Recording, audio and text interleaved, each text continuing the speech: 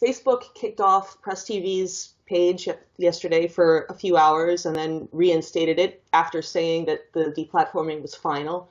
So it's pretty clear that Facebook has, and Twitter and YouTube and basically all of the big social media corporations have been banding together to decide who will be allowed to speak and who will not. And of course, since these companies are headquartered in the U.S., generally it goes along with those who are friendly to U.S. foreign policy get the preferred treatment.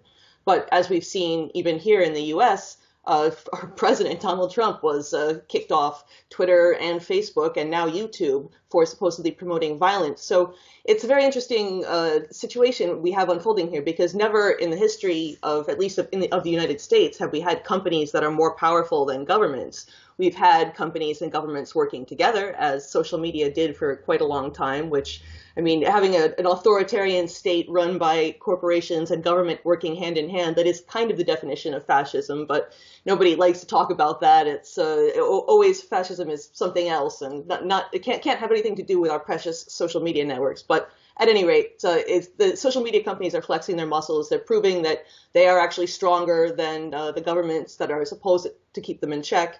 And the governments are basically realizing that there's nothing that they can do, because they handed over all of this power to these companies, basically privatizing their intelligence gathering sources, because they didn't want to have the government is restricted by the Bill of Rights and the Constitution, at least in the United States, and they can't really dig into people's private lives as much as they would like to. So that's why Facebook and Twitter and YouTube all became so powerful, and Google and Amazon, because they don't have to abide by the Bill of Rights. They can do whatever they like and snoop into people's private lives and intrude and even impersonate them and basically ruin their lives. And there's no sort of checks and balances on that. So, of course, Iran's channel would be getting in the way, because they provide a much more realistic view of what's actually going on in that part of the world, where we had Pompeo the same day that that PressTV's page was taken down, saying that, oh yes, we have bands of Al-Qaeda in Iran, which he didn't even bother producing any sort of proof. Usually they at least try to cook up like a really crappy PowerPoint presentation, or Benjamin Netanyahu with his big cartoon bomb. But no, Pompeo didn't even bother with that. I think they're realizing that their days are numbered, and they will be leaving in less than 2 weeks. I think it's about a week now that Trump is going to be getting out of there. But yeah, they still have to keep up this show of being belligerent towards all these countries, because there's really nothing else that we have. Now that the social media companies have decided they're superior to government, we don't even have the tech industry as being a positive asset, because nobody's going to want to bring in these companies that will just basically undermine and overthrow their governance. So, I mean, it's